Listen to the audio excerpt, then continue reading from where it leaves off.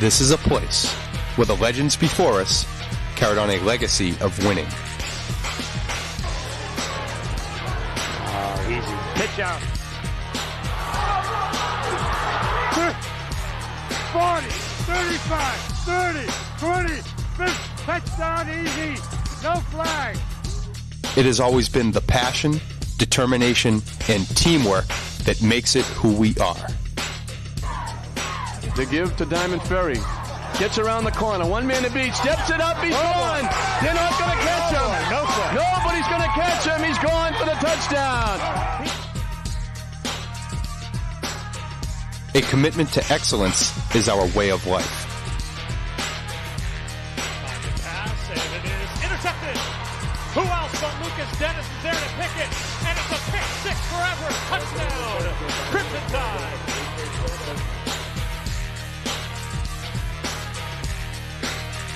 Winning is what we know and what we do.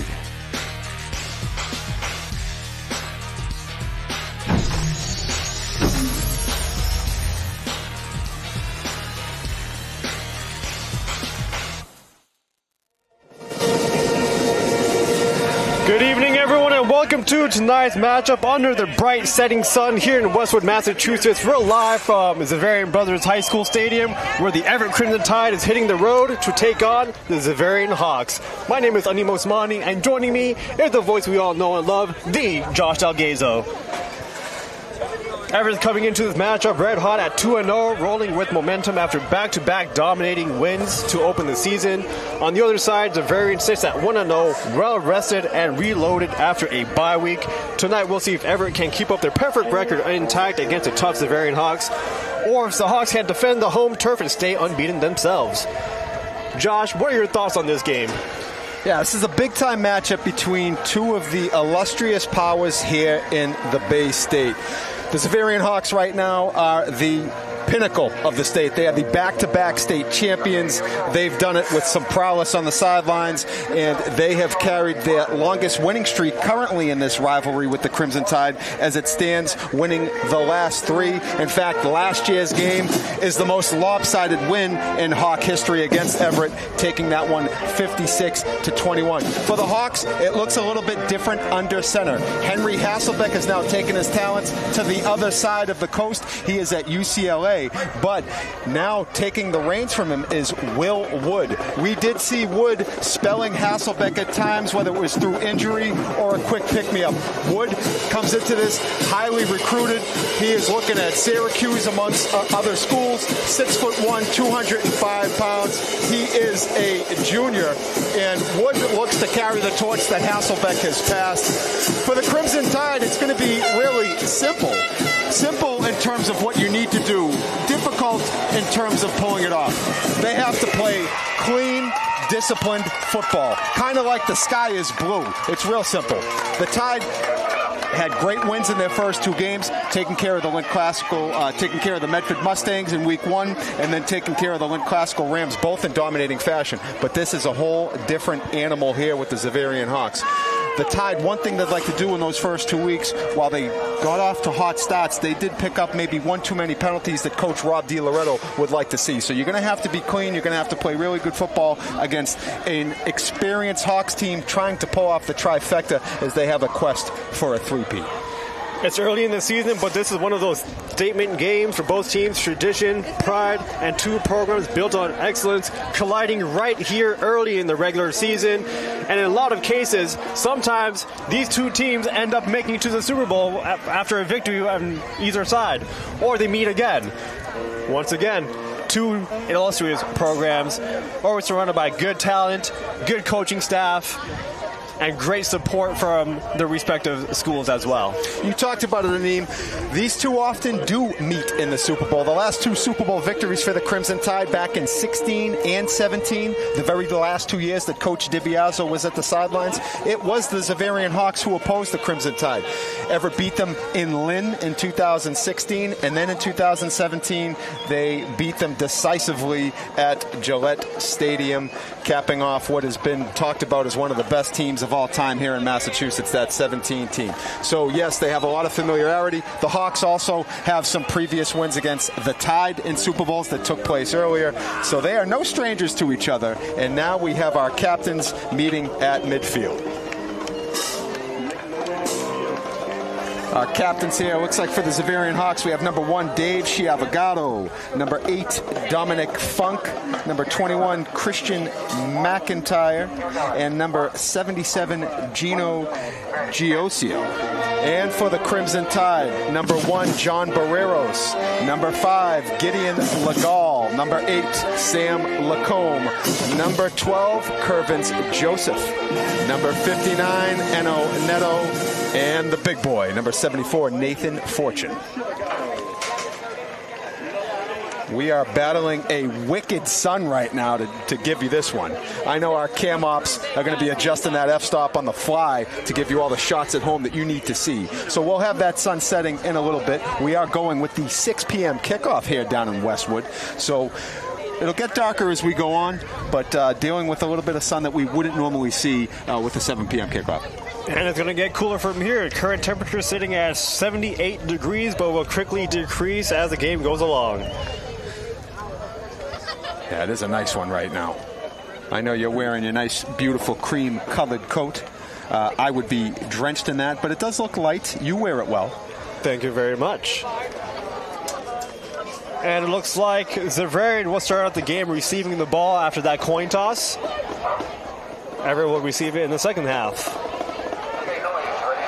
Also traveling to Westwood, Massachusetts is the Everett Crimson Tide Marching Band. Flanks us to the left here on the opposite side of the home bleachers.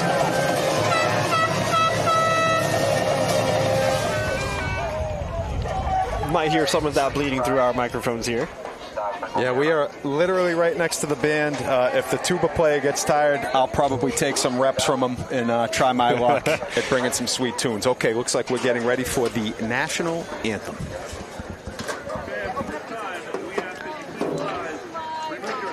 Turn your attention flag flies in memory of Sergeant Adam Kennedy, Xaverian Brothers class of 2001, and in honor of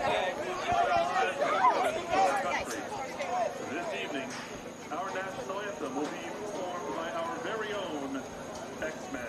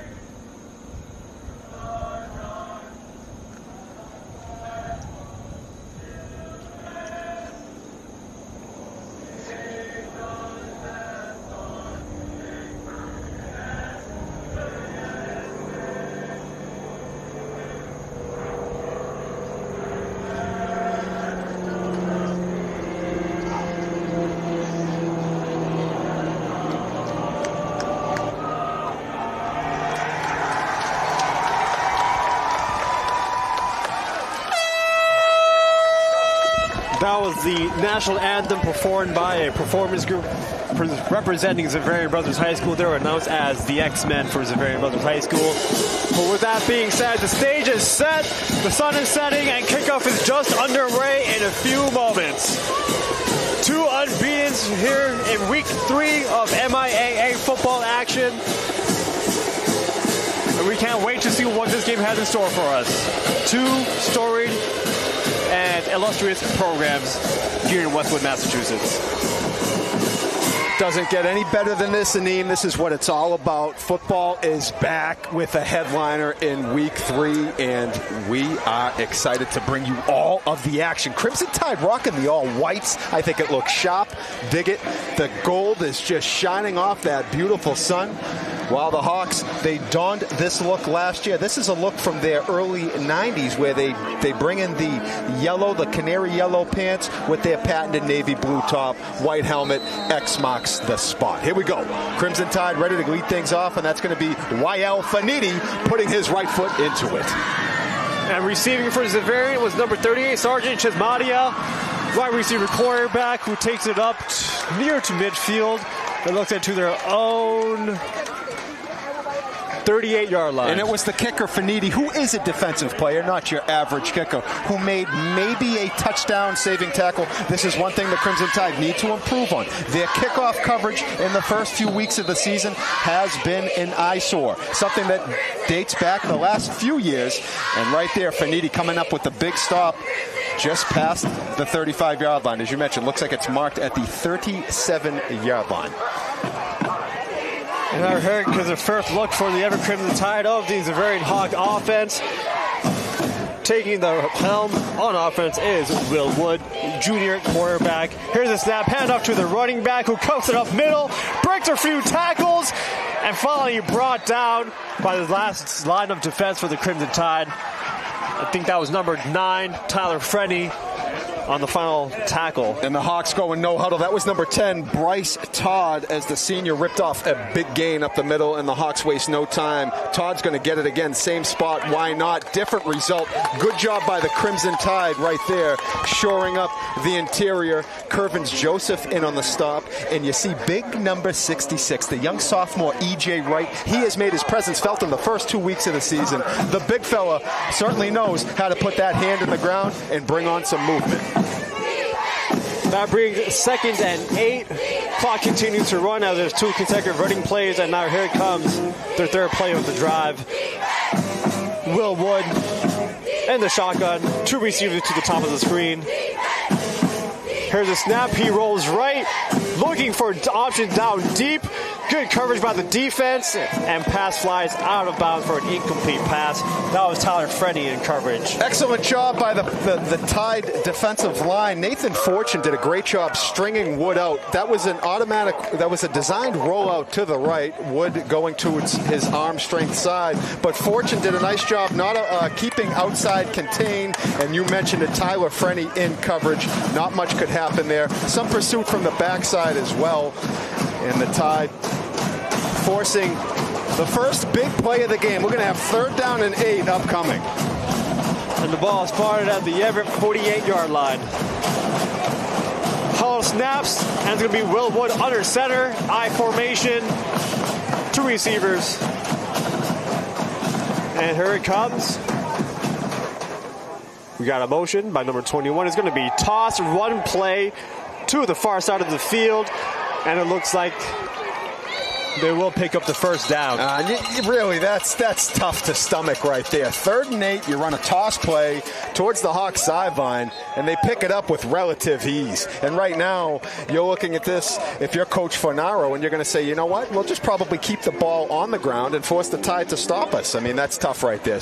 Toss play, that should be something that you're actually thanking them for running, but you know what, when you execute like that up front, you move at the line of scrimmage, and you have a running back that puts his foot down in the dirt, first downs will be made.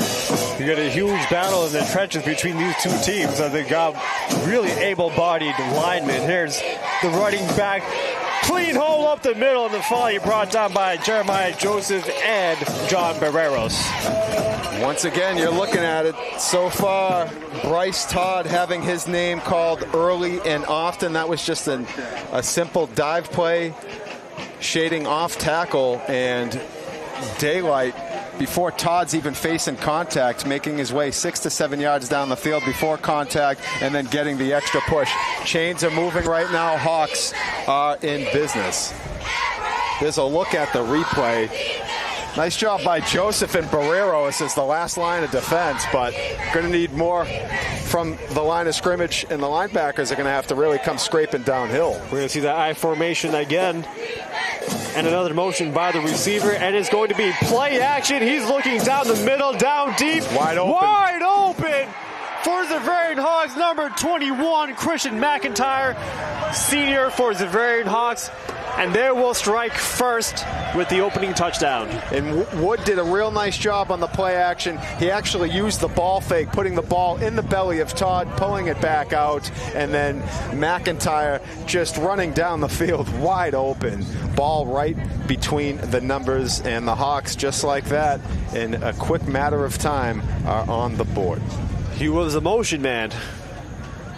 Here's a snap for the extra point. Kick is up and through the goalpost. Xaverian takes the early lead in their opening drive, 7-0, with 9 minutes and 27 seconds left in the first quarter. Yeah, that's a tough start right there. You know, you give up the first gash running play of the game, and then you come up, you stop them to a 2-yard gain after they pick up that initial first down. You had a nice job on the pursuit, forcing the incomplete. You have 3rd and 8. That's where you want to be on defense. And then the toss play to the Hawks sideline was where the floodgates opened up for the rest of that offensive possession. So let's see what the Tide have in store as they bring their return team on the field, and then we'll see their offense. But tough way to start. And back deep for the Crimson Tide to receive this kickoff are John Barreros and Jamari Doolin. Kicking for the Xaverian Hawks is number 83, Xander Revolstis.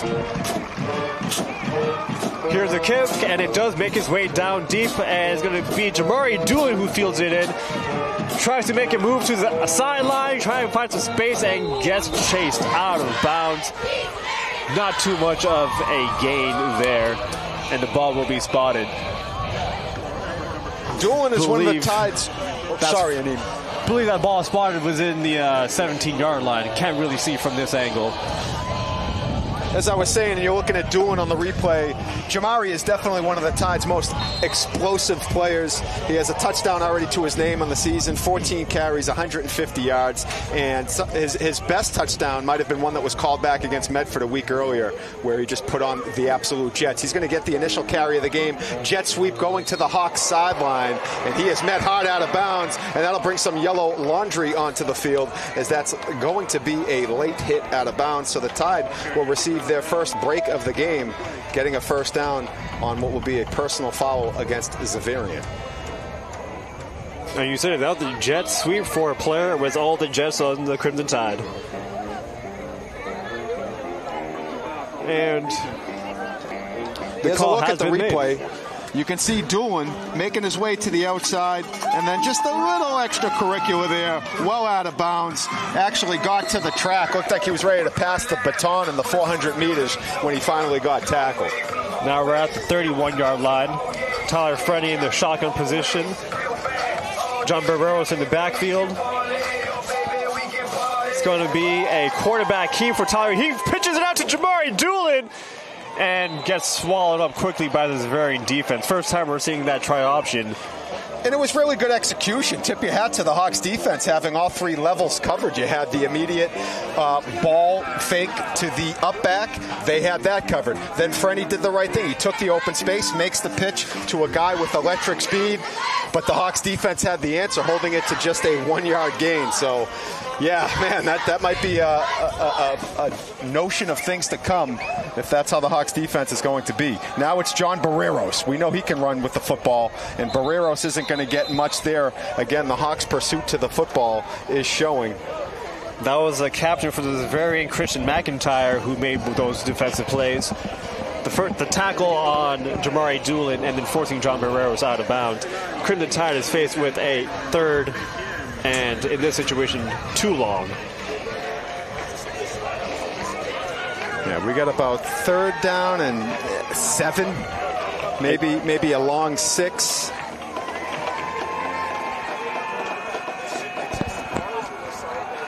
Here's a snap by Freddie. He's going to be play action. He's going to try to run it himself, but nowhere to go. Gets quickly swallowed up by the Xaverian front line, and that forces a 4th down.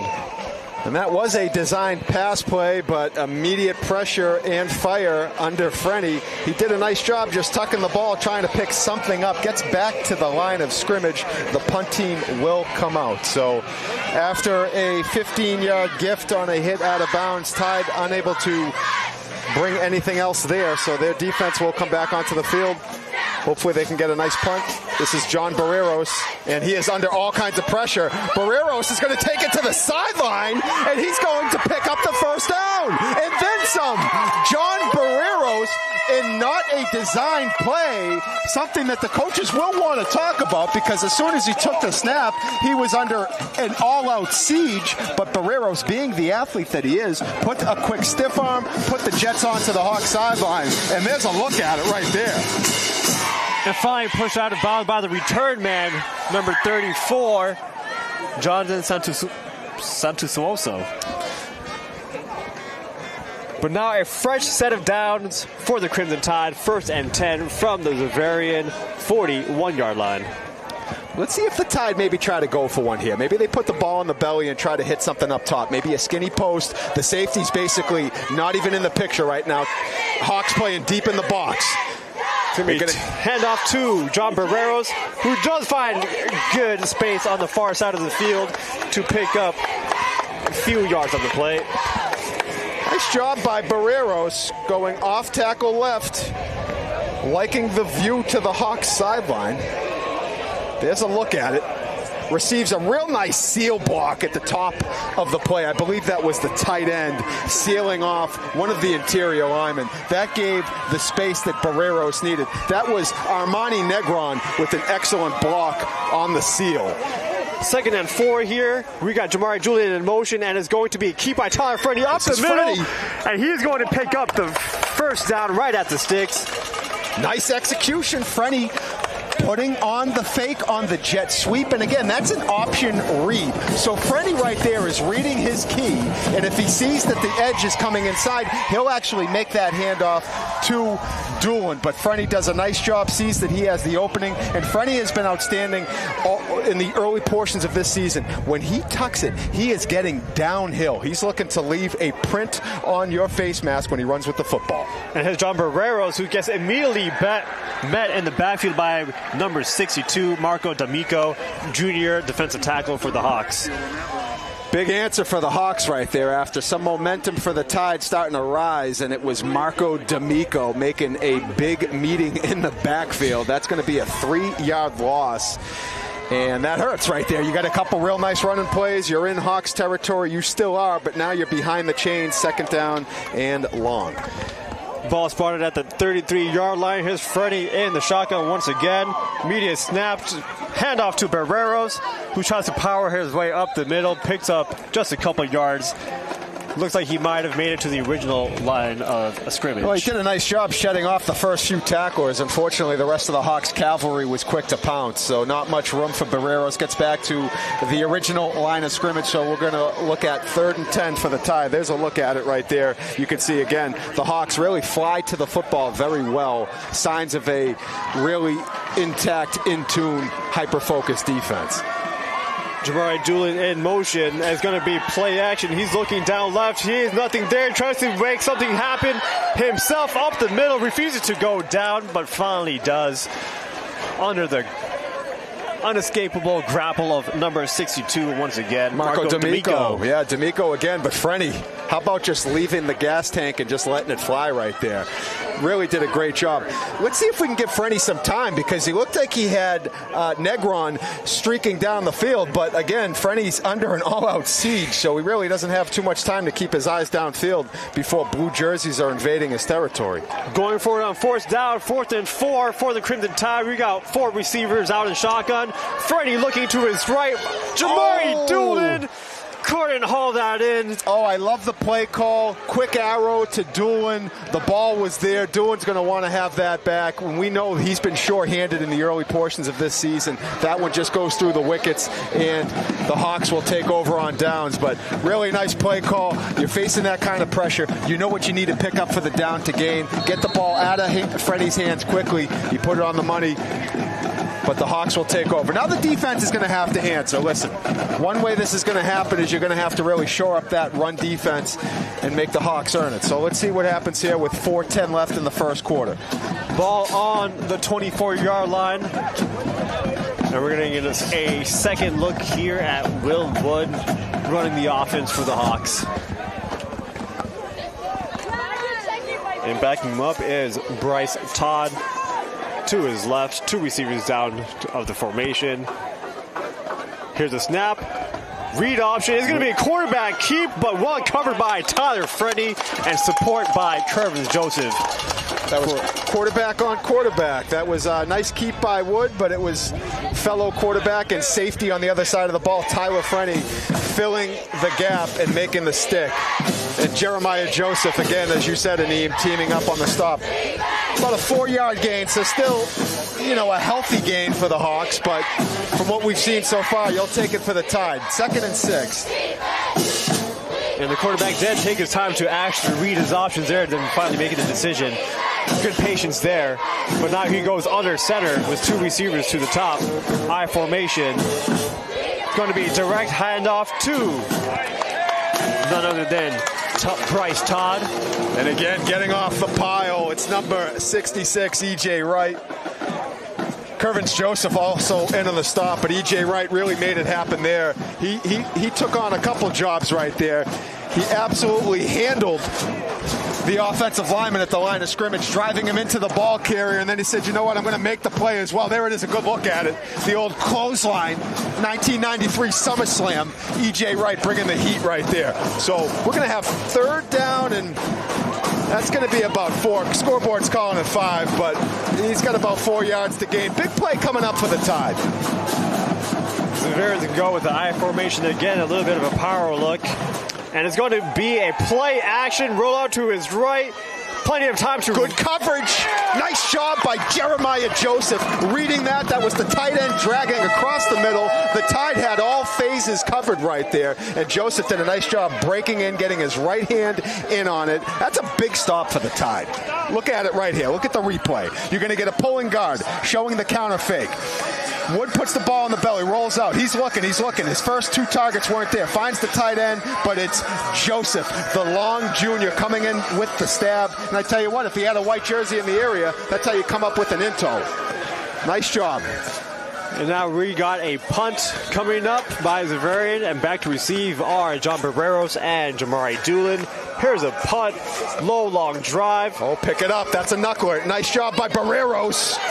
And a good return by John, getting it just shy of the 45-yard line off the knuckleball, low-lining punt from Xander Govestis. I had to correct myself. That was Kervin Joseph who was back there to receive as well. But it was John Barreros who ends up fielding the punt. Yeah, the Tide typically like to employ 2 returners back there, try to split the field.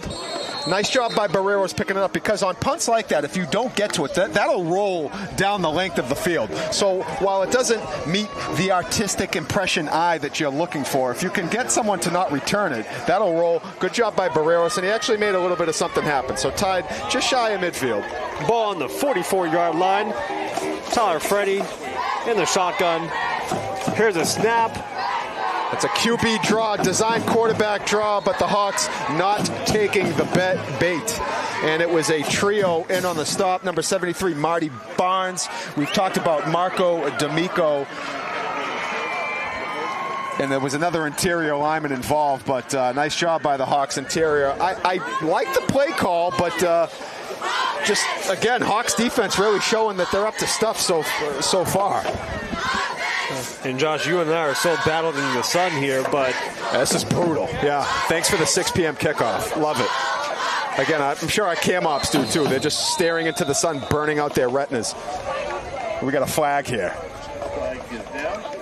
Was there a timeout called just in time before that, or? Yes, it was. Good call, Aneem. Tide looked like they were facing a potential delay of game, but Coach DiLoretto wisely calls the TO. They're going to talk things over here. There was a weird formation out there, too, so I was trying to describe what it was, but maybe we'll have a second look at here if they come out of this timeout with that same look formation. Love the look at home. You got a little picture-in-picture for you, looking at both sidelines. Great job from the truck. Love that stuff.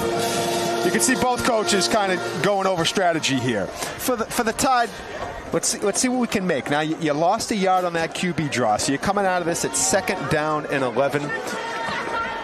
They may try to go back to a little bit of an option out of that spread look, see if they give it to Barreros or pull it out of the belly, or maybe a quick pass on the line of scrimmage. You might see a quick wide receiver screen. That's kind of what they had faked there on the QB draw. Right now, unfortunately, for the Tide passing game, it's going to have to be quick. And just look at that glare on that camera. Here's a snap to Barreros. Corrals it and tries to get something out of it, but loses yards on the play. That's too bad. So right there, the Tide kind of running a wildcat look. Barreros was taking, he was the lone player back there. Unfortunately, he had to climb the ladder to come down with that snap. He did a good job just coming down with it. There might have actually been something there, but you have a high snap like that that's going to set you back, and it looked like it was number 18, Michael Harden, who was in on the stop. So the Tide now, at this point, are just trying to avoid anything catastrophic. It is 3rd down and long, and we are entering the final minute here in the first quarter. Here's Freddie taking the snap, looking down short, and immediately met by, once again, number 18, Michael Harden in coverage. Yeah, he was looking for Stephen Thomas out in the flat, and even if he had got it to him, it was well covered. So the Tide now will be forced to punt. And punting for the Tide is John Barreros. Xaverian sending 2 receivers back to receive, splitting the field.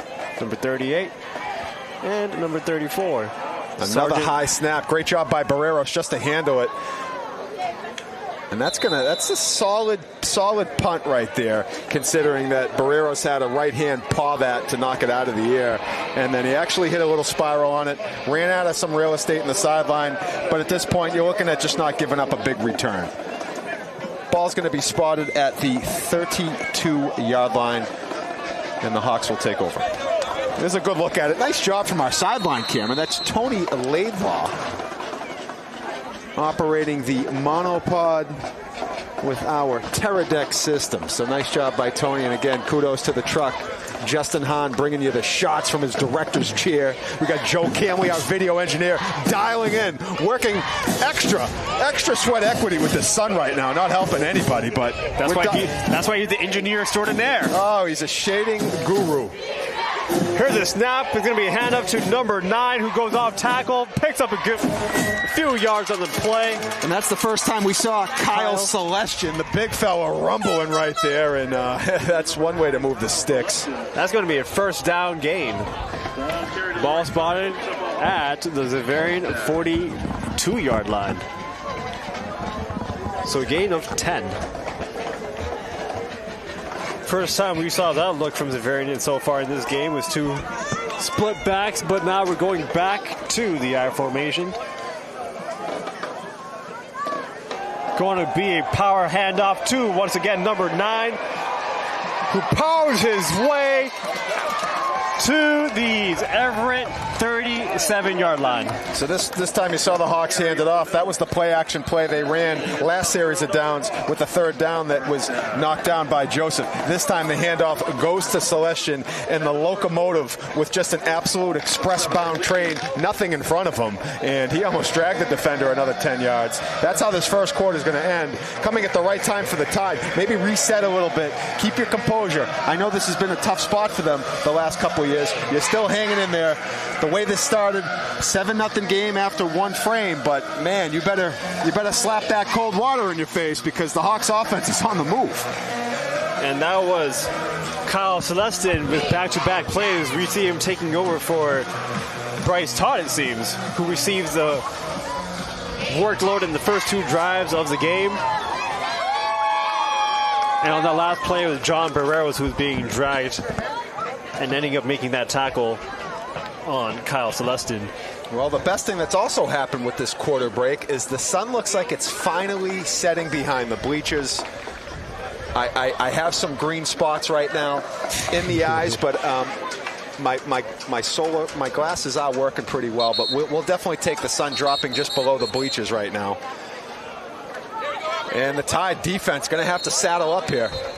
1st and 10 at their own 38-yard line. It's pretty simple. Hawks just playing bully ball. Why not? Got some big fellas up front, but hey, Tide's got some big interior linemen themselves. Let's see what happens. We're getting that split back look again. I think now entering the field, flanking the quarterback is number 0, Nico Tortiglione. And Kyle Celestin is still there, who takes a handoff right now, bounces off tackle, and picks up a gain of, looks like 6 yards. Celestin is a man on a mission right now. Nice job by the Tide filling. I mean, Joseph coming in trying to lay the lumber as best as he can. Celestin has Lara Physics on his side. He's a big boy. And what's not helping is just the full steam ahead. He's getting that handoff, and he is getting a good 5-yard running start before he's facing any contact. That's a lot to ask for from your next level. 2nd and 2 at the Everett 30-yard line. 2 receivers to the top, and we still see Kyle Celestin in the backfield to the right of the quarterback. Here's the snap. He's going to receive the handoff again, straight up the middle, and finally brought down by Curvis Joseph, chest on chest, form tackle right there. Best way to bring down a running back of that stature. And that's actually the other Joseph. So there's 2 Josephs. That's Jeremiah Joseph. Oops. And making the last 2 tackles. And right now, the Hawks wasting no time catching the Tide defense, not exactly ready. And Celestin is just powering forward. And the Hawks, again, wasting no time. Tide defense got to get ready to go here. And it's going to be a handoff to Celestin again. He's going to reach over and score once more for the Hawks, bringing up the score to 13-0 here in the second quarter. And I tell you, that was the first time where Celestin didn't actually go unabated for 5 yards, but he only needed 2 yards, and he was able to roll forward off of the initial Barreros hit. John Barreros really came in well at the line, point of attack, but Celestin, again, big boy. Running at full speed. Here's a snap for the extra point, and it goes through the goalposts, giving the Hawks a 14-0 lead. So the Hawks now scoring quickly in both quarters. That was kind of demoralizing right there. There's a look at it. So you can see that Barreros met him low. But still, I mean, a real good downhill running forward lean from Celestin. He's going to win that battle. There we got a look of Robert DeLoretta, returning coach, and in his first stint here at Everett, did he face off against the Xaverian Hawks? Oh yes, he did. He actually he won his first game right here at the Hawk Bowl. Came down to dramatic fashion, and it went to overtime, and it was a Narini Muhammad touchdown and 2-point conversion that won the game for the Crimson Tide. Here's a kickoff deep to John Barreros. Turns it upfield and brought down by number 25, Joseph Zadrozny. There's a good look at Barreros, who lost his bonnet. Nice return. He actually took it out of the waiting arms of Doolin. And just at the end, you're going to see his helmet pop off. A little bit of FaceTime for Barreros. And then here's the Crimson Tide taking the field for their third drive of the game. Ball spotted at the 29-yard line. 1st and 10. Sam Lacombe sprinting off the field as the Tide trying to unveil their 12th player. That would definitely help them right now. Is that going to be a second timeout? Yes, it is. And it looked like there was some confusion with personnel. So timeout is called, which you have to call it if you don't have the personnel groupings that you're looking for. But that's these are the things we talked about it in the pregame. They may seem simple. They are a part of the fundamental execution of a game, but you're playing a caliber of an opponent like this. You have to play your best football, and your best football means playing clean, discipline, and executing in all phases. You just can't have any hiccups there.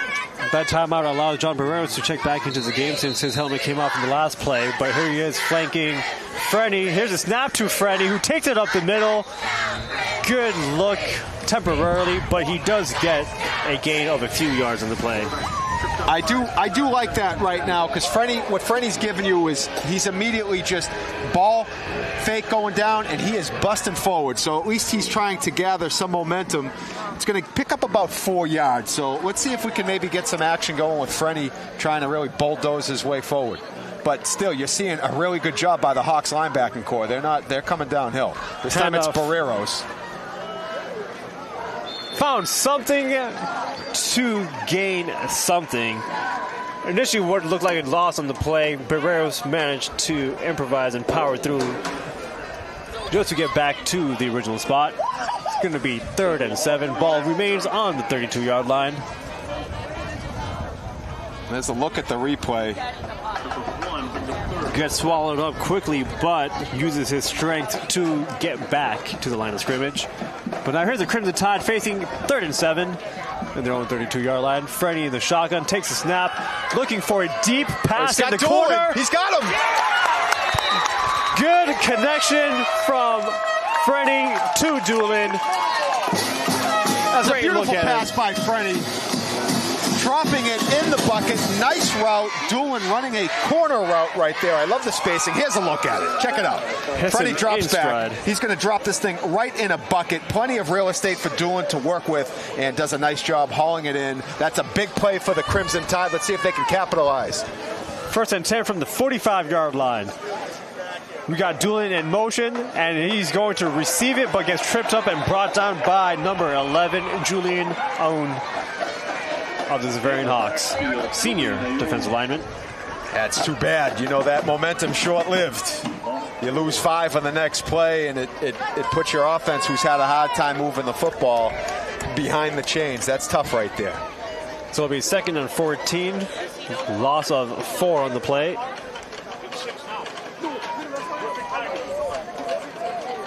Tyler Frenney taking the direct snap. Gets immediate pressure. Nice job, Tyler. Nice job, Tyler. Slips past it, one defender, and brings it up. Close to the chains. Won't necessarily pick up the first down, but it makes it a little bit more manageable, don't you think, Josh? Oh, that's a big gain right there. Big gain. Freddie immediately, as we've seen tonight, not having much time to throw, but the instincts to just tuck it and run, find an opening, get yourself going forward. Great job by Tyler. Tackled by Jackson Holmes, but not before now creating a 3rd and in your favor possession. It's 3rd down and about 3.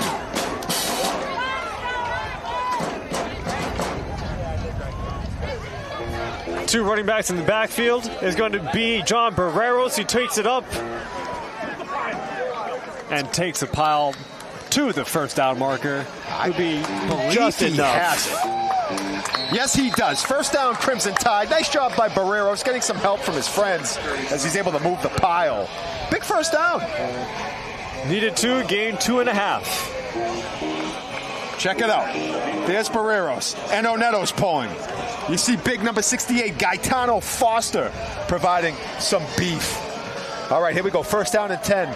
Ball spotted at the 35-yard line. Tide trying to get into business here, trying to cut the score in half. Jamari Doolin in motion. Is going to be designed quarterback power to the opposite side. Good blocking, good run, great execution by the Crimson Tide on that play. Looks like they'll pick up another first down. This drive sponsored by the quarterback, number 9, Tyler Frenney, making it happen. We're talking about it, man. He's making it happen with his feet. And it's that no nonsense, that decisive attack, getting downhill, finding just a little bit of a seam to work with. As long as he's not getting hit as soon as he's catching the handoff, Frenney is making it happen right now. So 1st and 10 at the 24-yard line. Frenney in the backfield. Jamari Doolin in motion. High snap, but Frenney corrals it down and gets brought down in the backfield for a loss on that play. 2nd and long. Looks like a loss of 3 yards. You're going to look at the snap. Snap comes up high. Frenney does a nice job just coming down with it, not giving up possession. It's going to result in a loss.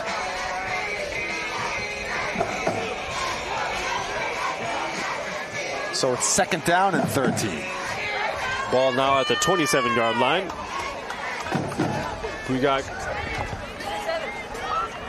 Stephen Thomas in the backfield alongside Frenney. Frenney takes a snap, looking down middle. Once again with the pressure immediately off the snap and brought down behind the line of scrimmage by number 8, Dominic Funk, for a sack. Well, Dominic Funk will be taking his talents to Chestnut Hill next year and he is joining his family. His brother DJ currently on the roster, and his father also starred for the Eagles. So a legacy recruit, Dominic Funk, one of the highly touted players for the Hawks, as he makes a huge play right there, and the Hawks now have the Tide where they want them. 3rd down and 18.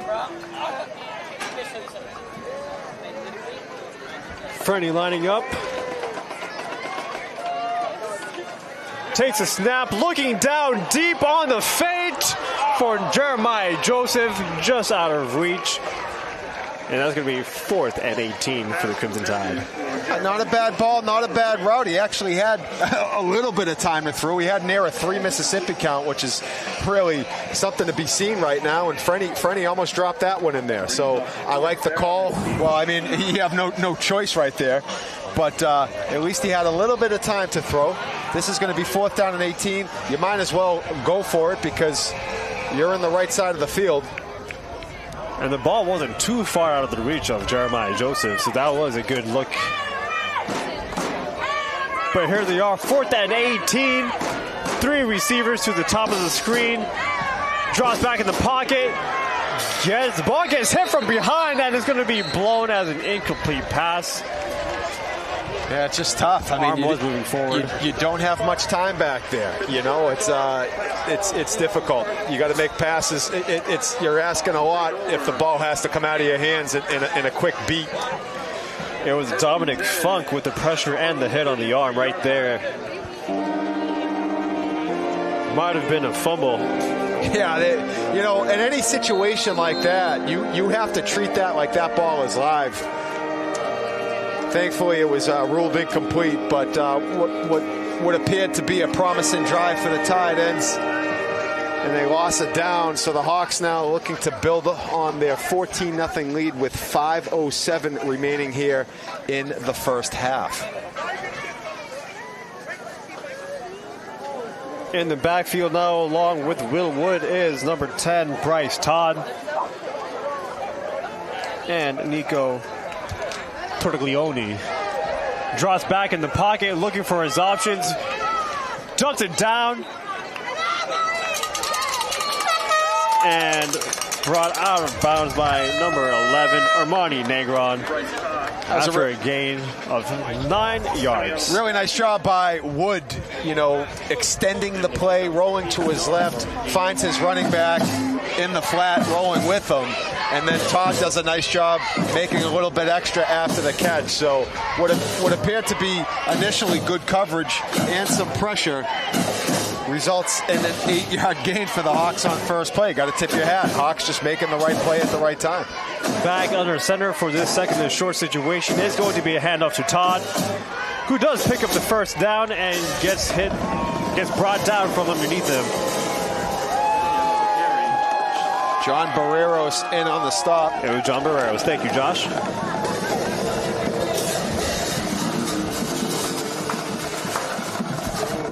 Checking into the field is number 8, Sam Lacombe for the Crimson Tide. 1st and 10 for the Hawks. Ball on the 46-yard line.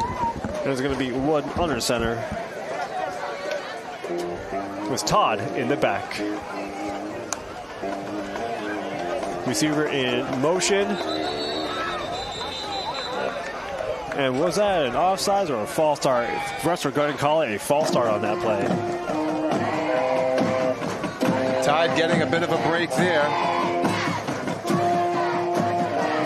And there it is, the confirmation from the ref. It was a false start. So it'll be 1st and 15 for the Hawks.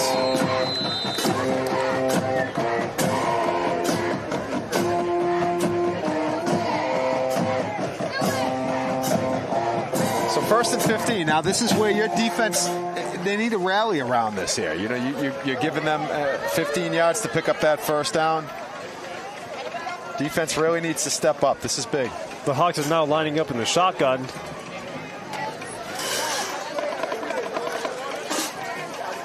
Wood commanding his offense to get the proper formation. Finally he does, takes a snap. It's going to be a handoff to Todd, straight up the middle. But good stand by that front 4 of the Crimson Tide to limit the gain to only 4 yards. So it'll be 2nd and 12. Frenny in on the stop right there. Nice job by the defensive line, forcing the ball carrier Todd to take it to the next level and bounce it outside. Frenny did a good job on the attack. Also in around the play was number 44, Kyle Coleo. This is exactly where the ball is spotted right now, 44-yard line. 2nd and 12. Wood is lining up in the shotgun again, flanked by Todd. Waiting the snap. Here it is. This is going to be another power handoff to Todd, who gets brought down hard on contact by John Barreros. Barreros excellent job coming up in on that play, making the stop. And I'm going to tell you something. You're going to see right here, the Hawks actually have the point of attack blocked, but Barreros, being the free hitter to the ball, makes the tackle. If he's not making that tackle right there, Todd has a lot of real estate after what was an initial surge from the Hawks front line. You need this right now, Anine. This is 3rd down and 11. You need to make this stop. And the clock continues to run as we're approaching the 2-minute mark here soon. 3rd and 11 on the 45. Xaverian lining up in the shotgun. Waiting the snap. Receiver in motion, and it's going to be a pass. Looking down deep. Coverage is good.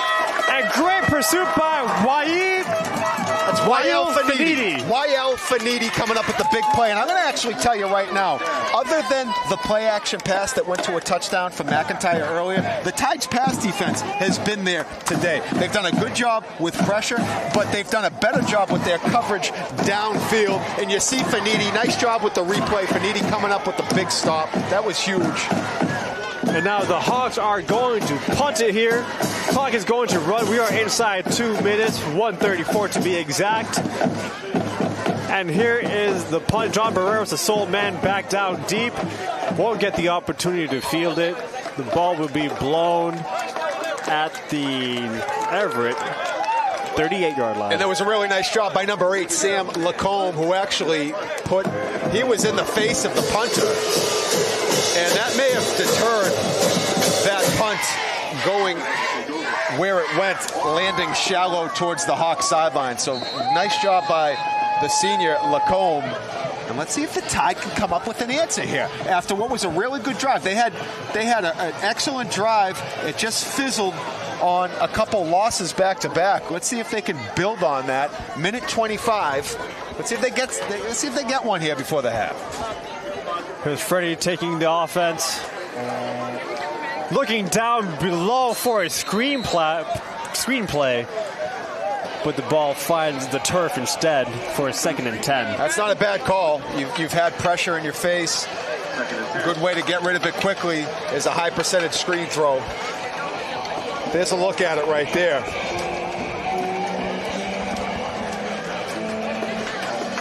Xaverian has been blitzing a lot throughout this game. That's how they keep getting the pressure on Freddie. I still, if you can get just a little bit of time, I would challenge the middle of the field. Hawks traditionally always play real tight. You can work those seams inside skinny post. Maybe tight end, send them down the field. There's Nebron there. And again, looking for that screen, but unable to get anything going. And now you're 3rd and 10. I think you're correct about the way the Xaverian defense is taking this approach. They were stacking that box, playing really up close. All 8 people close to the line of scrimmage. Anine, for all the years I've seen this game, that's typically how they play it. They are a consistent machine, and I've seen success with those plays across the middle of the field. Now, you need a little bit of time to make those plays happen, but... Here's 3rd and 10 for the Crimson Tide. Freddie waiting the snap. Here it is. And try to find 2 receivers in the middle of the field. That was John Barreros and number 12, Kervin Joseph. Once again, I mean, you're just not going to have success when you have no time to throw the football. I mean, that wasn't a screen pass, yet it looked like one because that's the surge you saw from the Hawks front. It's too bad. And with 1 minute and 13 seconds left in the first half, Crimson Tide is going to settle for a punt. John Barreros, clean look, good punt, and it will get fair caught at the 32-yard line. Number 34, Jonathan Santos. And finally, we'd like to say good luck to the freshman and JV football teams who are traveling to Everett. So right here, just play out this minute 7. Play it safe. Keep this game at 14. Refresh it at the break and try to figure some things out. Do not give up a home run here. A minute 7 left. Sorry, Josh. They do receive the ball in the second half. You can still carry some momentum here, just keeping them off the board.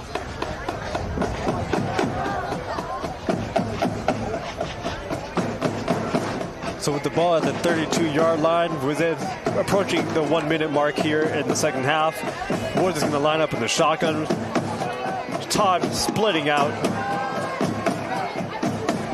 Empty backfield with the quarterback. Good pressure, good coverage.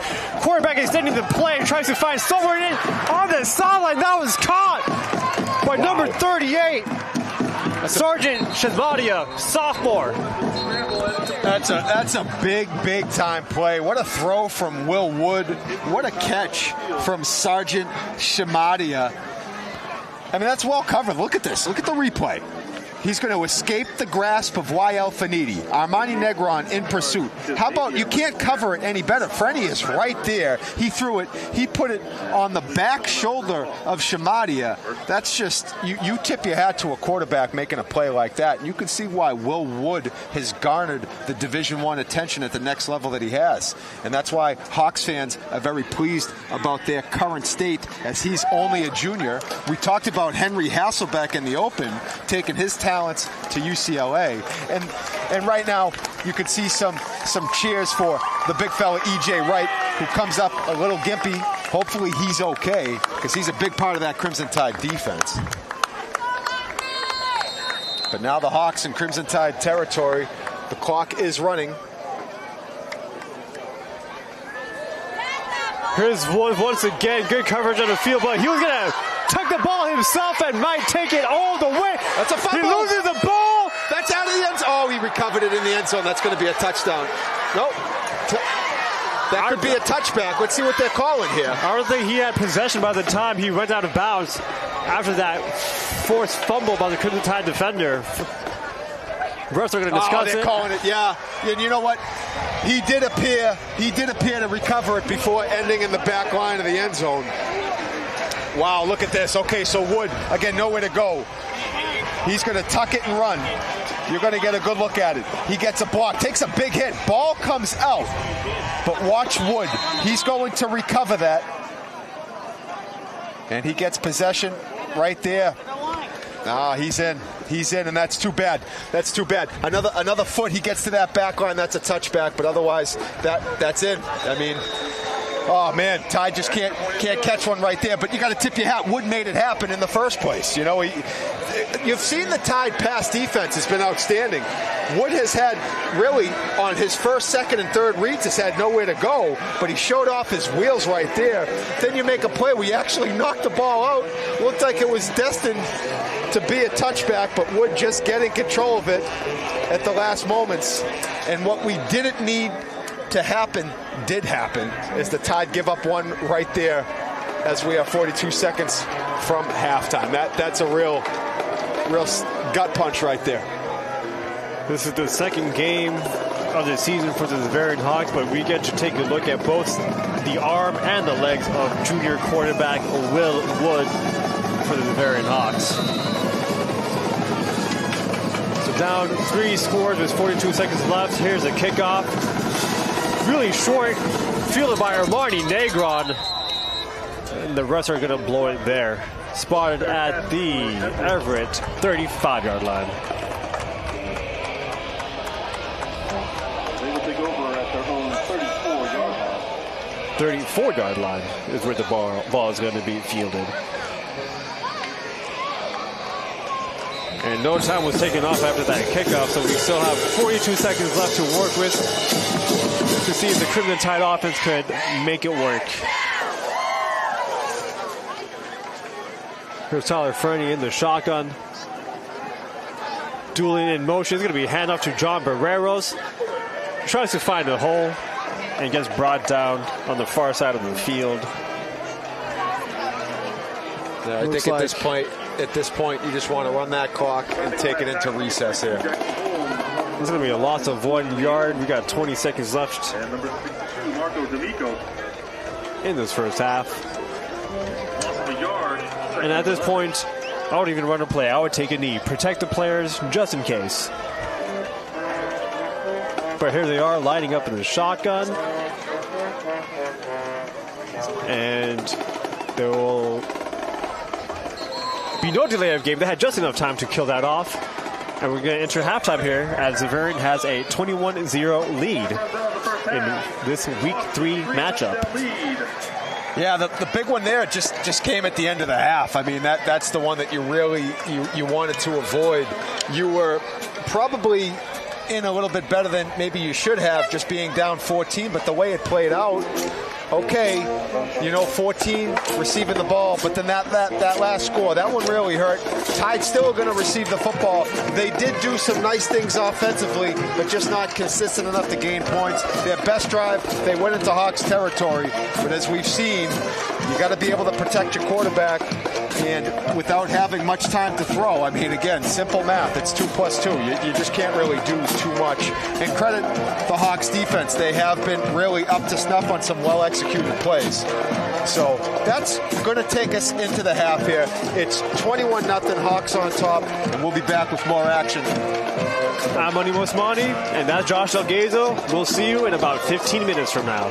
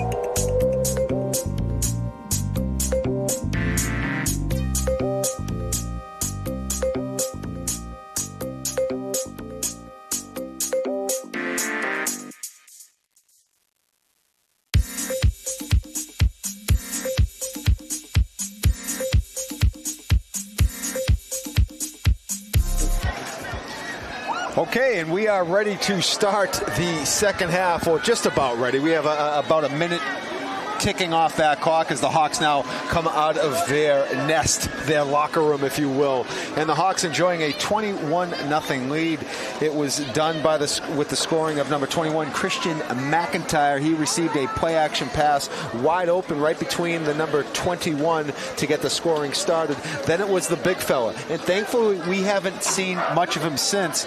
Number 9, Kyle Celestion, who ran right down the Crimson Tide defense, plunging in from 2 yards out. And then that last touchdown in dramatic fashion with a minute left in the first half. It was the quarterback, Will Wood.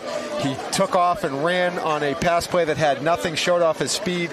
Then on a double hit by the two defensive backs, popped the ball loose, but Wood recovered his own fumble just before touching in the back of the end zone, and that's where we are with this 21-0 game. Josh Delgazo, Aneem Osmani.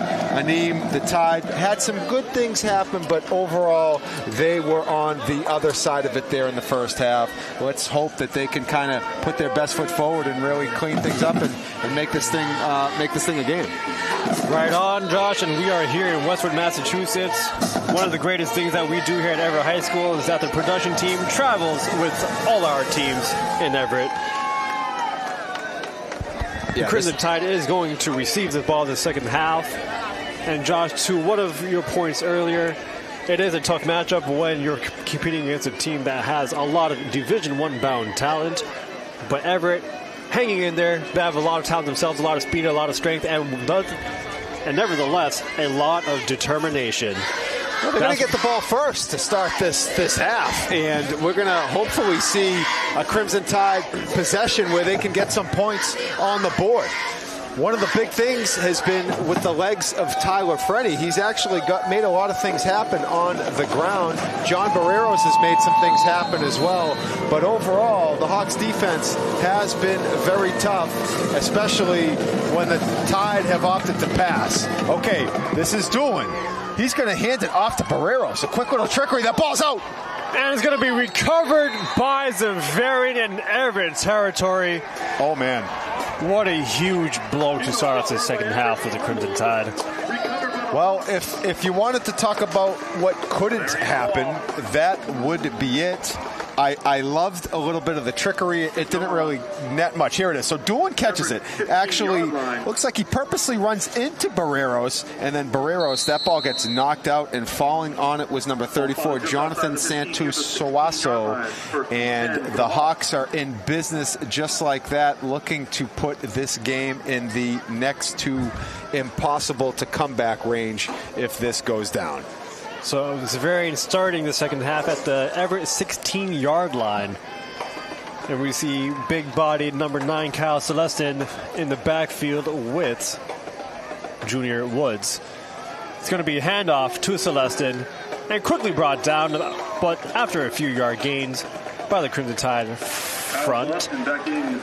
While Finiti with the initial tackle. It'll be 2nd and 3 at the 9-yard line.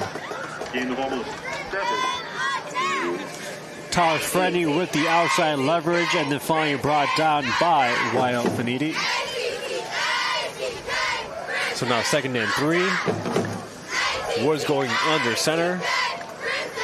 And we see Celestin in the backfield. It's going to be a play-action roll-up pass to the middle and easy touchdown for number 17. Correction, that's number 89. Richie Agili. We're going to see this pass complete to number 89. Wood with the rollout right finds 89 in the end zone. And just like that, the Hawks have turned this into, this is a runaway right now.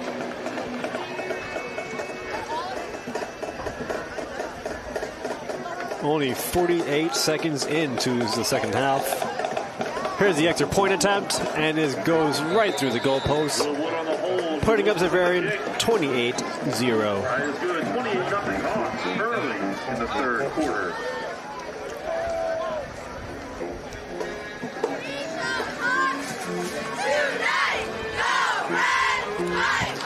Yeah, that's tough right there. I mean, That's good execution by the Hawks. And, I mean, it's just, you just can't do it. You receive the opening kickoff, the ball goes on the ground, and you're behind the 8 ball. So, all the things that can't happen.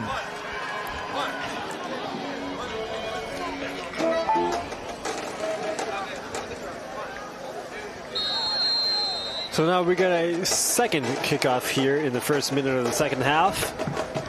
It does go down deep, and it will be Jamari Doolin with a straight receive. Following the block of John Barreros, push on the Jets. Does he break away speed? Yes, he does! And all the way into the end zone for the Crimson Tide. First score of the game, 28-6, excuse me. Kickoff return by Jamari Doolin. Yeah, Doolin right there showcasing that electric speed. Here it is. Check out the replay. Doolin takes it, makes his way to the Crimson Tide sideline, gets out of the grasp of Santuasoaso, and then it's a foot race, one that Doolin's not going to lose. Tightrope in the sideline, hitting pay dirt, and the Tide are on the board, and boy, did they need that one. Great block by John Barreros on that sideline, allowing Jamari Doolin to break free. Unfortunately, that extra point attempt is no good. So the score is going to stay at 28-6. So a lot of action to start off in the first 62 seconds of the second half. Jamari Doolin, talk about breakaway speed, definition, textbook. There's a good look at Doolin, and this is next level. Here's another look at it. Look at Barreros leading the way. Also, Negron with a good block, and then Barreros right here, the finisher. And the Jets were turned on by Doolin. Tide needed it. Extra point was wide left. It's going to be Wild Finidi to kick it off for the Tide.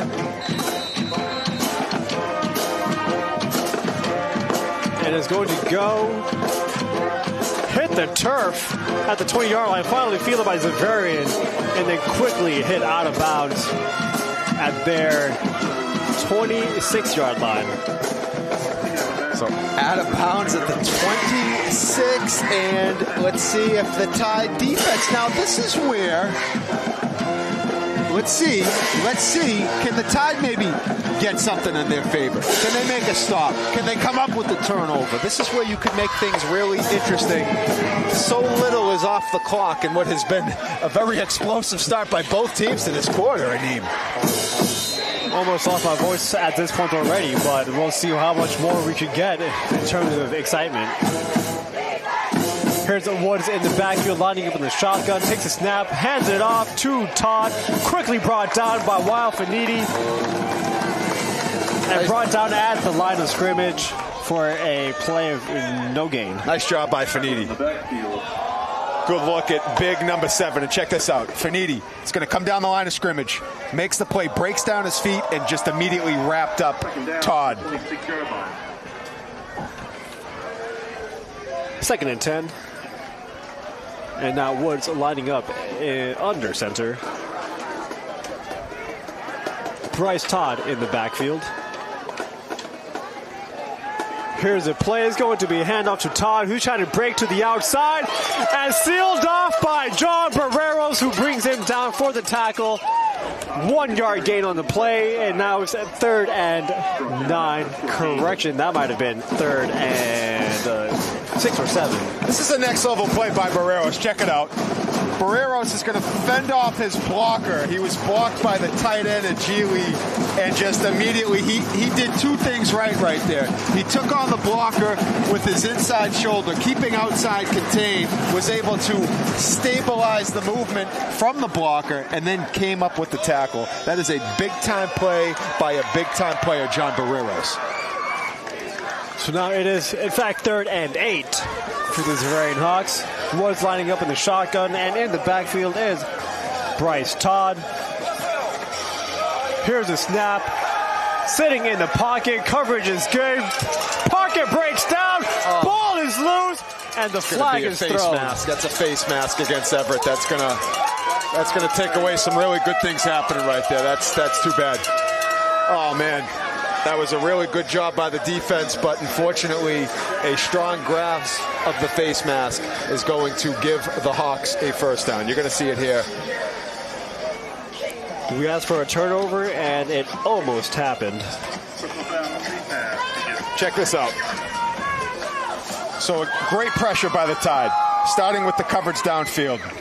And E.J. Wright is going to get a hold of that face mask. He's going to turn around the helmet of Wood, and that is an easy call. And that's too bad right there, because you have momentum, a 3rd and 8 that you nullify and make the stop. And just like that, the Hawks are going to take that. Those are the freebies that they can't happen. And that was Nathan Fortune with a clear pass for the quarterback as well in that previous play. But here's the Xaverian Hawks with their fresh set of downs at the 42-yard line in their own territory, threatening to get into the Everett side of the field. Woods in the backfield, 2 receivers up top. A lot of pointing. And now the snap, and it's going to be a false start, it might. And yes, it is. Now, a lot of times on that previous play, it's often not. It's not like that is often the intent. You know, you're just trying to make a play. A lot of times your hand finds a face mask. It can often happen like that. But it's just unfortunate because you make such a great play. And E.J. Wright is a great player. I mean, this kid is a sophomore. He's an absolute standout. But just it's too bad. That was a tough break right there. But hey, you get one back. You got five yards now going back the other way. Let's see if the Tide can still keep up some strong play defensively here. They need it.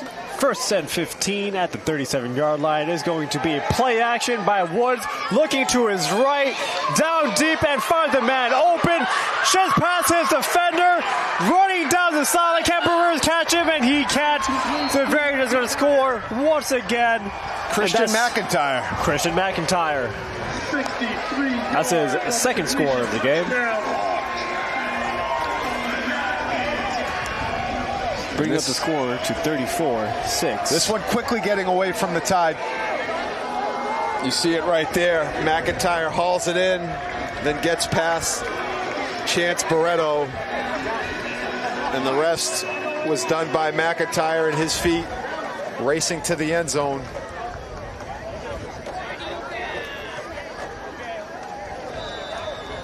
And the PAT attempt is good.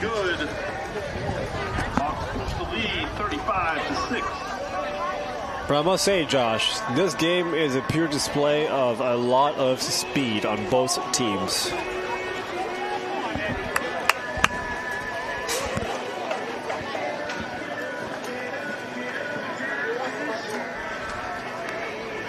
We had a look at one of the Xaverian coaches.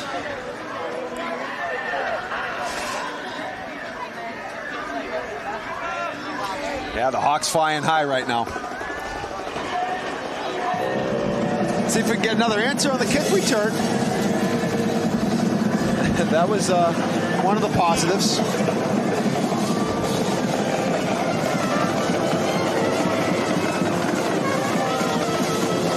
We mentioned that the TV crew always travels with the team, but you know who else? The Everett High Crimson Tide marching band, who always keeps things up and energetic in any stadium that they enter.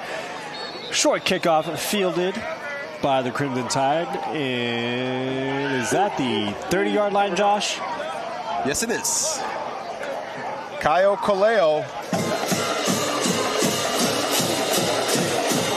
Oh, the Everett 29 is where they'll take off. Down to the 29-yard line.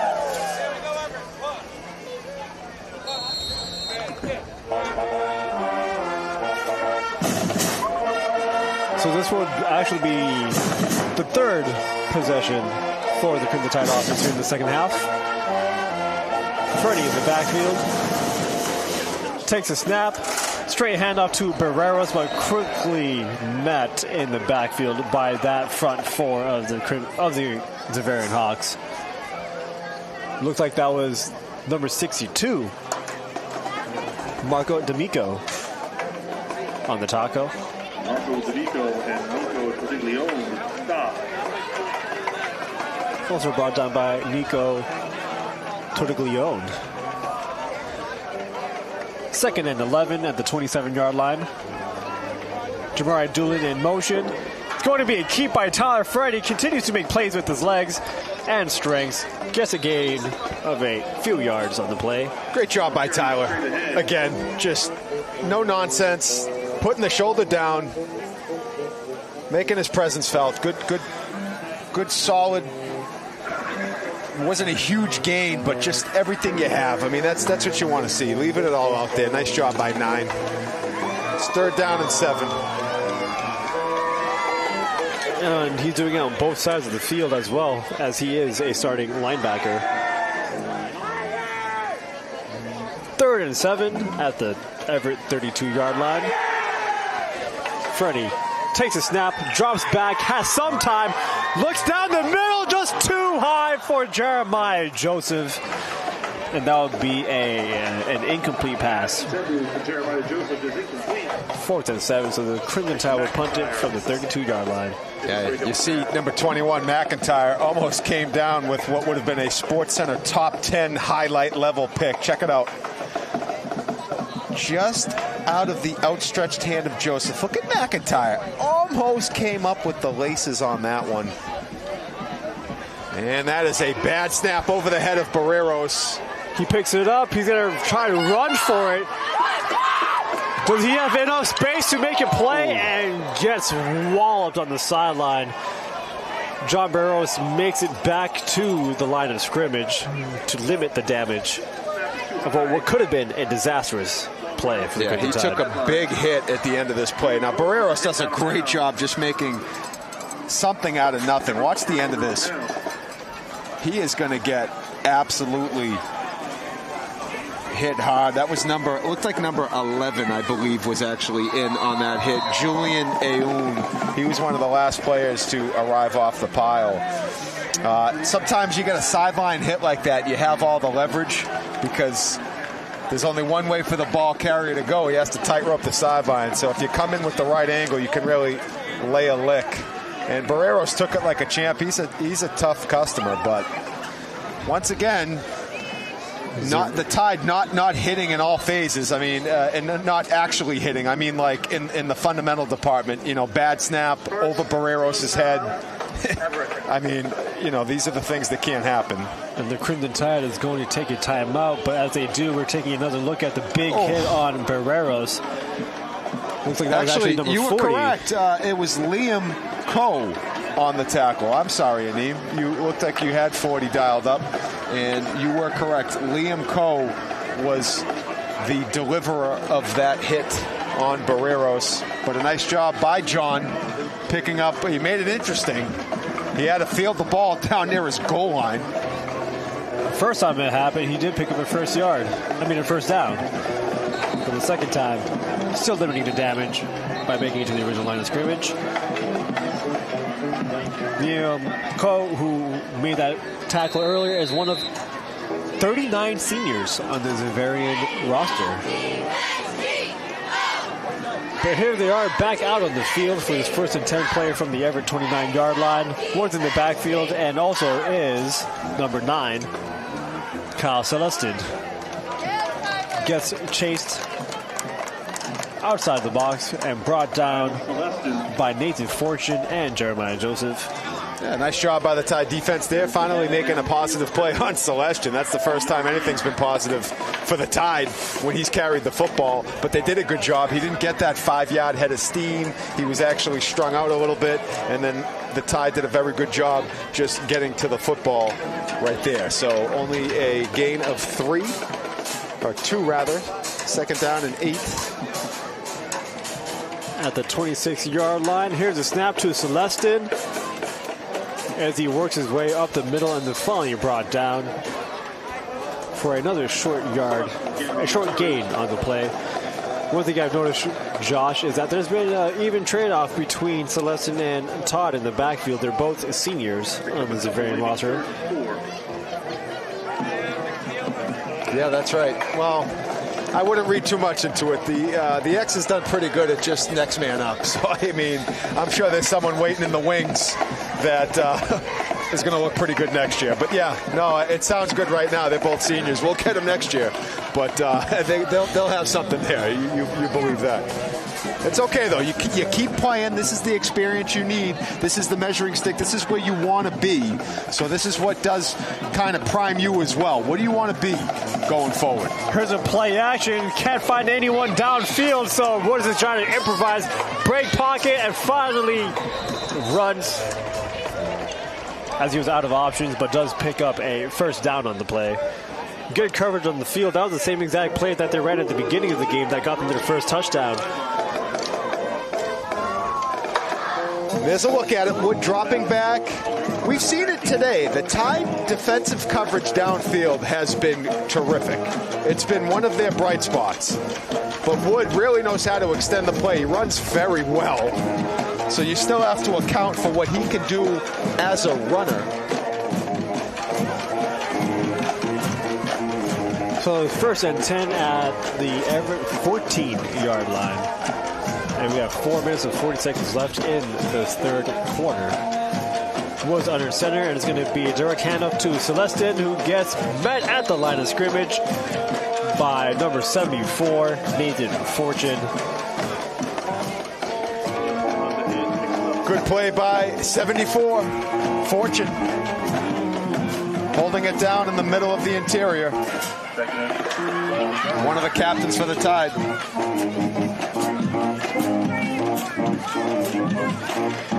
Nathan Fortune, one of 19 seniors on the Everett team.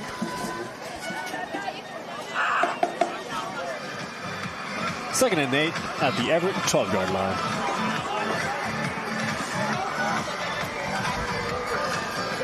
Wood in the shotgun, flanked by Celestin, the only two in the backfield, 3 receivers.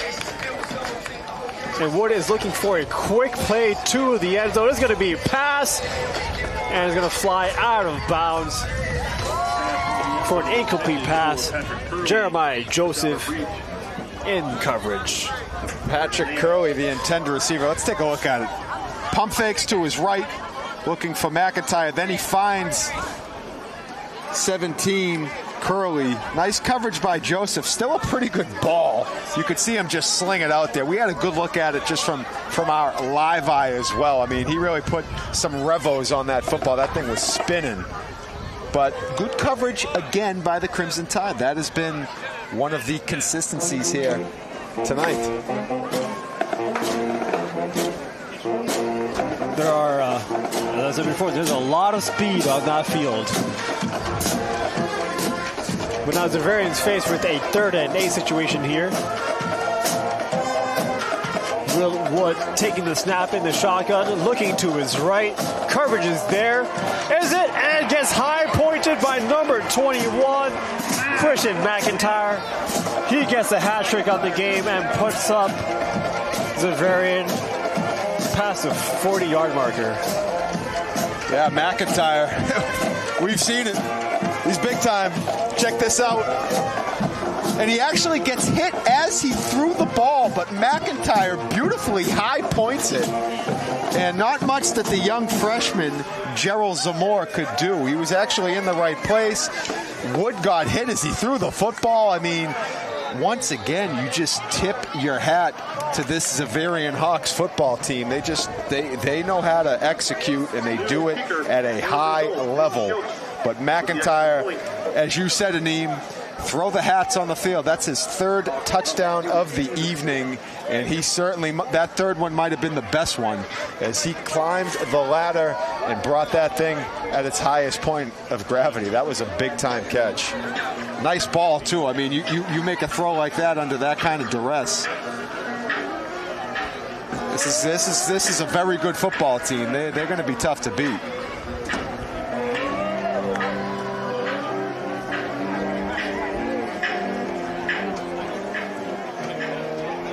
So 3:38 left, Tide. Here's Xander Gavostis on the kick. Ball hits the turf and then finally picked up by John Barreros. The ball is going to be fielded at close to the 33-yard line. You're given the 34-yard line.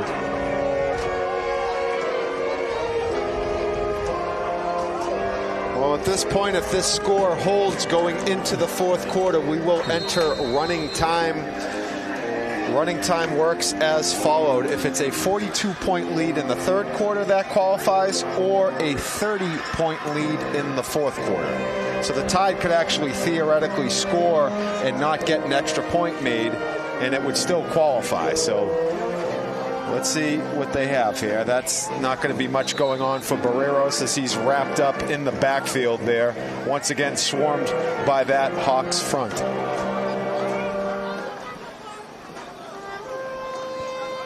So it'll be 2nd and 11. And I believe I called the ball spot incorrectly earlier. The ball is at the 23-yard line. I was off by 10 yards.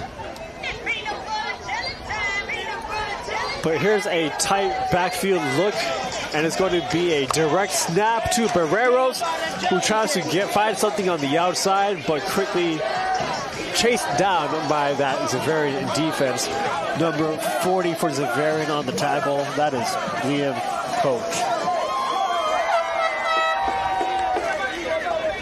Yeah, Cole made a real nice tackle there. That was, we saw Cole deliver the big hit in the sideline. He made a real good tackle there going low. And Barreros, again, just doing everything he can, giving you what he has. That's who John Barreros is. That's why he's one of the top players for this Crimson Tide. He's been doing it since his sophomore year, 3-year starter, well deserving of the captaincy that he possesses. But just not a lot of daylight for him to operate with today, but he has certainly made the best on what has been given to him. We got a flag thrown at the start of the play. Pass is complete to Jeremiah Joseph. As the call stands, it will be a short game. But let's see what the ref says here.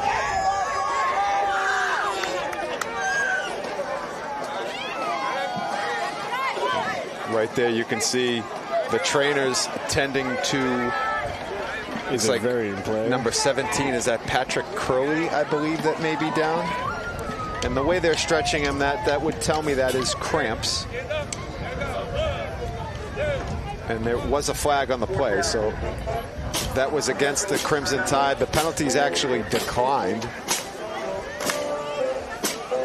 So 4th down upcoming for the Tide. It's going to be 4th down and 7 as we take an injury timeout. Here's a look at the replay. Pass was complete to Joseph. I'm sorry, the injured player is number 21, Christian McIntyre, who, oh no, it wasn't the injured player. He made the tackle. It was another player down. I'll just take a few plays off now myself because I can't seem to get that part right. That's okay. So we're still in an injury timeout, and it might take a couple moments here. And the Tide do have their punt formation on the field, and we're going to see for the first time Jamari Doolin try his luck punting. And it appears from the index finger of one Aneem Osmani, it looks like it's number 27, Gabriel Almeida, who was the injured player for the Hawks. He is now off the field. We are back in play, and Jamari Doolin will take his first punt of the season as we welcome Benson Charlemont onto the field as the 11th player. Another snap, and that's actually a pretty good punt by Doolin. It's going to be fielded in the air by number 38. That was Sergeant Chismadia, who we saw make a great catch earlier, brought down by number 9, Tyler Frenny, and there is a flag on the play. The flag happened at the moment of contact on that tackle. So we'll just wait to see what the call is going to be. Here's a look at the replay. Chismadia makes his way up the field. Nice job by Frenny. And you do see the flag coming in late. The penalty is on Xaverian. I did miss a hand signal, but it will go in Crimson Tide's favor. And we're also going to take another injury timeout here as the trainer staff is taking a look at a Crimson Tide player currently down right in front of the sidelines.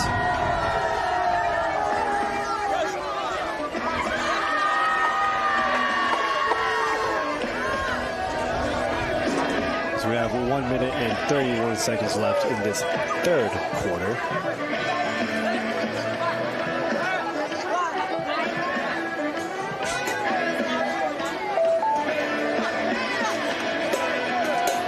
That looks like number 44. That is Kyo Kaleo, the injured player for the Tide. We hope Kyo is... That's tough right there. Oh, man. That's a tough look right there. We our very best to Kyo Kaleo. Tough right there. Okay, so we're back in action. First down and 10 for the Hawks at the 48-yard line, and a timeout called by Everett. Taken by Everett. And that is their second timeout of the second half. I believe it might be.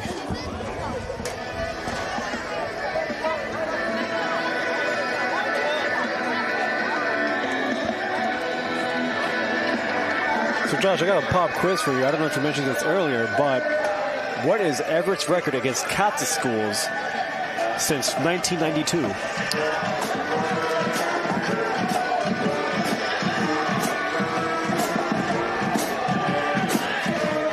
42-15. You were pretty close. I will get back to the answer at the next available opportunity as this Xaverian Hawks offense is taking the field. First and 10 from the 48-yard line. Woods under center, and it's going to be Todd in the backfield. Good gain of about a few yards. Once again, we're seeing that switch off between Todd and Celestin in the backfield.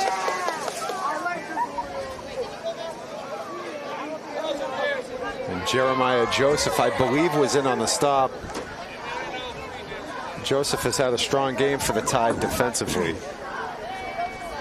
And we are under, hey, there we are.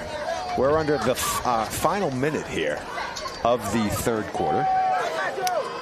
And it has been all Xaverian in this one. But you still want to finish strong. You want to finish playing the right way. And Todd is going to find an open lane all the way into the end zone for yet another score, increasing the lead even further for the Hawks.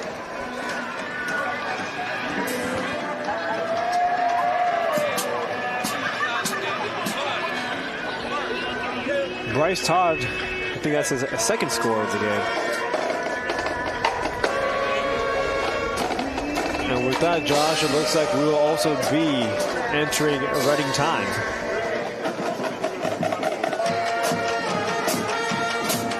Yes, Aneem, running time is in effect. That extra point is good. Well, we had mentioned in the pregame that the Hawks' largest margin of victory in this series was 56-21. Well, they're barring any changes here, they're going to rename that once again a year later. So definitely a tough 2-year stretch against the Hawks as they're going to move to their 4th win in a row in this rivalry. The longest winning streak belongs to the Tide in this rivalry, having won 6 in a row, which actually, I believe, took place right before this current streak. Yes, it did. And the answer to that pop quiz question from before, Everett since 1992 is 45-17 versus Catholic Conference opponents. Close. You were pretty close. Yeah. And there are 7-4 since 2018. Which again, that's going to move to Jamari Doolin.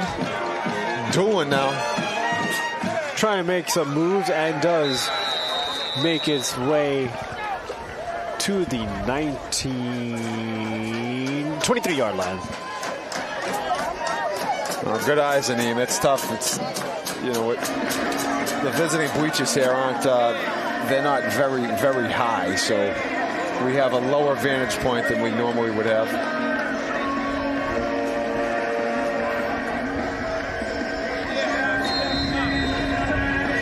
Speaking of tough opponents, next week the Xaverian Hawks is going to welcome the Eagles of Springfield Central, a name that we're familiar with as well here in Everett, the powerhouse of Western Massachusetts usually. That's right.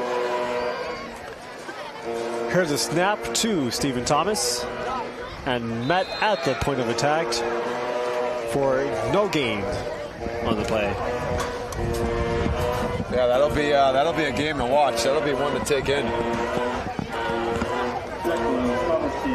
And on the other hand, Everett is having another Catholic Conference opponent on the schedule. That is next week against BC High. That'll be in Everett, and that's going to be a rare Thursday night game. That is a Thursday night 7 p.m. kickoff at John DiBiase Jr. Field at Everett Veterans Memorial Stadium. So the Tide are going to want to hit the reset button and the delete button. They're going to want to break down film, but they're going to want to forget about this one and do so quickly with the bit of a faster turnaround. Shorter week, and once again, it goes back to what we said about Everett versus Catholic Conference foes. So we'll see these numbers adjust in the next coming weeks. But Tyler Freddy with another good gain on the play brings them to a 3rd and 2 situation at their own 31-yard line.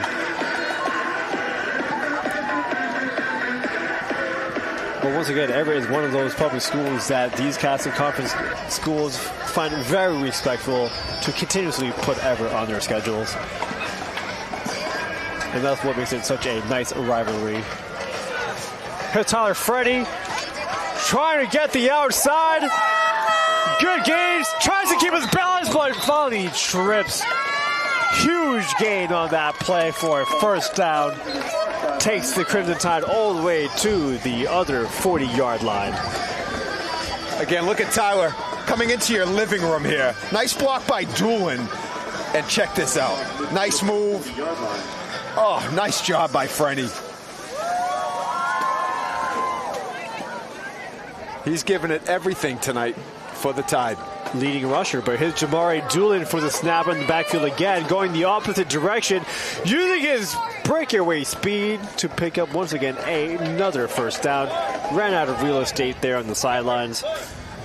And I like that right there. That time that was a direct snap. So you had Frenny and Doolin in the backfield, but the direct snap went to Doolin.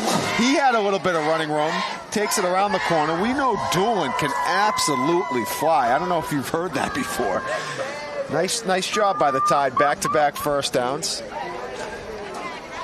And we are at the 30-yard line for another fresh set of downs here in the 4th quarter. Jamari Doolin in the backfield with Tyler Freddy. Freddy is going to take the direct snap, and he's going to run it once again to the near side of the field, but gets brought down by number 30, James Giddy. Yeah. After a 1-yard gain. Cody with the big hit right there. Giddy, yeah, you were right. James Giddy. Sudden stop on Freddy. Going to be 2nd down and 7. Multiple people in the backfield. It's going to be a counter to Stephen Thomas. And good gain on the play for Stephen Thomas. I like the play call. Little inside handoff on the counter to Thomas. Makes a real positive gain. Check it out. Almost had me fooled. Thomas, the junior, nice pickup there. 3rd and 1 for the Crimson Tide at the Xaverian 21-yard line. Doolin with the immediate snap, outruns the pressure, cuts it upfield, and gets brought down within yards of the goal line. Way to use that speed as he was almost met in the backfield at the snap. And there it is again. You saw it earlier. It's that same formation with Doolin and Frenny. Doolin takes the direct snap. Frenny becomes his lead blocker, and then Doolin does the rest. Nice job, Jamari. tackle made by Luke Paskenis. First and goal for the Crimson Tide. Freddie in the backfield along with Steven Thomas.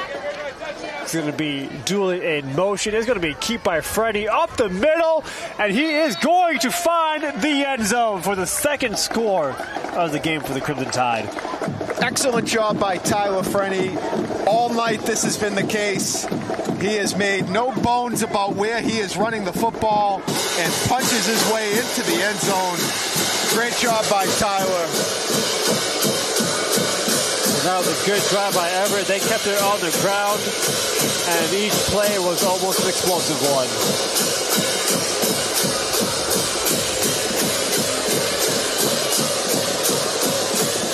Is it me, or does it sound like a new cheer song about the Crimson Tide marching band?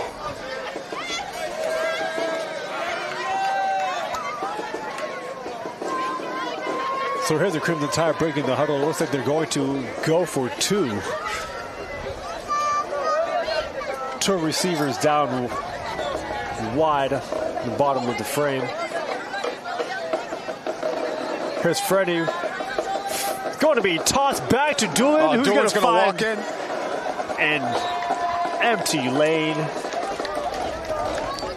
A little reverse right there, a little fake handoff to Thomas. Doolin coming backside. Nice pitch back from Frenny. And Doolin still has a lot of fuel left in those Jets. Score now, 49-14. There it is, the toss back to Doolin, and that's just pure speed.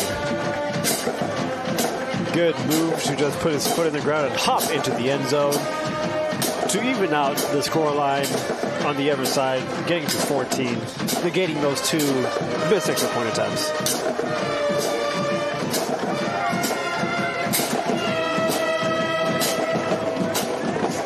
Now taking the kicking responsibility for the Crimson Tide is junior Lucas Ferrero. First time seeing the field.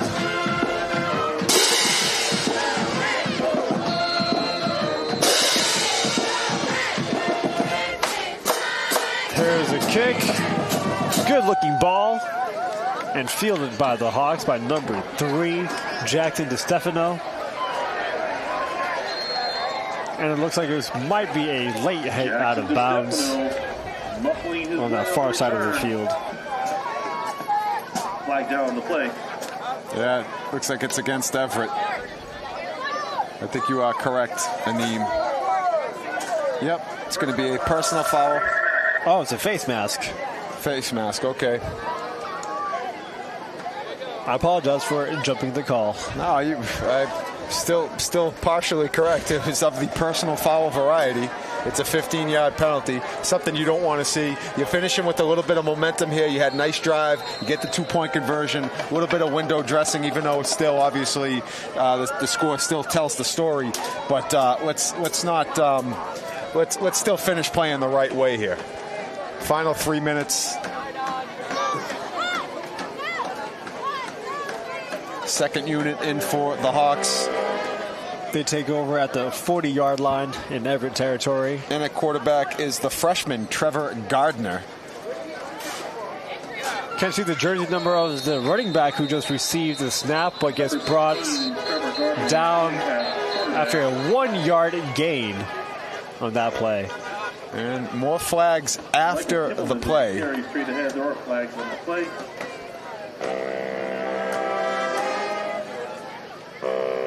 And was that number 23 who was running the ball? Michael Kimmelman. And that is unsportsmanlike conduct against the Crimson Tide. And we're going to mark it off another... Is it 10 or 15 yards in high school, Josh? That's 15. 15 yards. But the clock will continue to run. We are approaching the Just final. talked about it, Aneem. Things you can't do. Things you just can't do. Final 2 minutes here in the fourth quarter.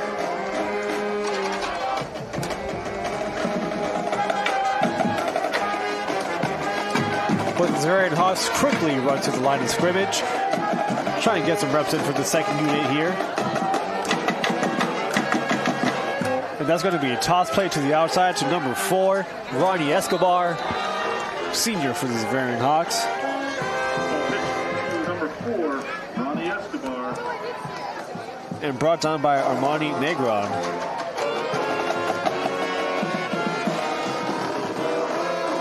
Number 79 is checking out for number 54. Or was that 57? Kelison Linares taking the field. And now also entering the field for the Crimson Tide is number 22, Tommy Ramos.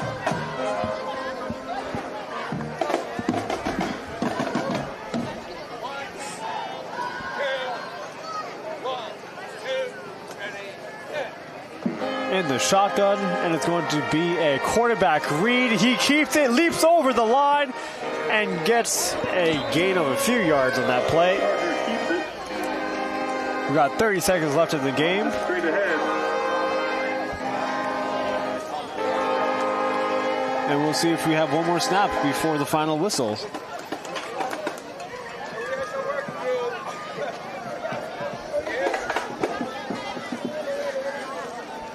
No rush to break the huddle here, so that might have been the last play of the game. 5, 4, 3, 2, 1. And the time runs out, whistle blows, and that'll do it here at the Hawk Bowl in Westwood, Massachusetts. Final score being 49-14. Xaverian Hawks taking their second win of the season, as the Crimson Tide falls to 2-1. Josh, any final thoughts you'd like to share on the game before we close it out here? Yeah, well, I mean, you know, you ran into it today. This was a measuring stick game, and you saw where you are in that element right now. Things that you can build on, things that you can get better, of course. But this is where you want to be. There's obviously some growing to get there, but nonetheless, solid finish. Tip your hat. That is a next level Xaverian squad, and you'll see that they'll definitely be one of the teams to beat. They're on a quest for their third title in a row, and the program is flourishing at its finest. And for the Crimson Tide, like I said, you did some nice things towards the end of that game. Overall, it wasn't where you needed to be to hang with the likes of a Hawks team, but do not hang your head, right? Do not fall into that place where, oh man, we're back where we don't know how to win. You could turn around on a quick week. You're going to play another really good opponent. You come back home. Let's have a good answer at home against a very good BC High team, and let's try to get back on track. But nonetheless, the score is what it is here. The Hawks take it 49-14. Josh Delgazo alongside Aneem Osmani. It's been a lot of fun bringing you all of the action. And of course, always want to recognize our terrific crew, our director in the truck, Justin Hahn, our video engineer, Joe Camley. On replay, we had Jonathan Marchand. Our camera operators tonight, Dave Hahn, Alex O'Donnell, Veselin Thoreau, and Anthony Laidlaw. Scoreboard and our streaming tech, that goes to Jeff Natio. Our production assistants, Alexis Aguilar and Evan Hubbard. George Holman was on coach's camera, and of course we had Valentino Flores Million providing some photos. And all those names are on the screen, but I always like to verbally give those guys a shout out. They do a great job. For all of us here at EHS TV 15, we always thank you for joining us, and this has been another production. We'll see you next time, Thursday night in Everett, 7 p.m. kickoff. See you then, everybody.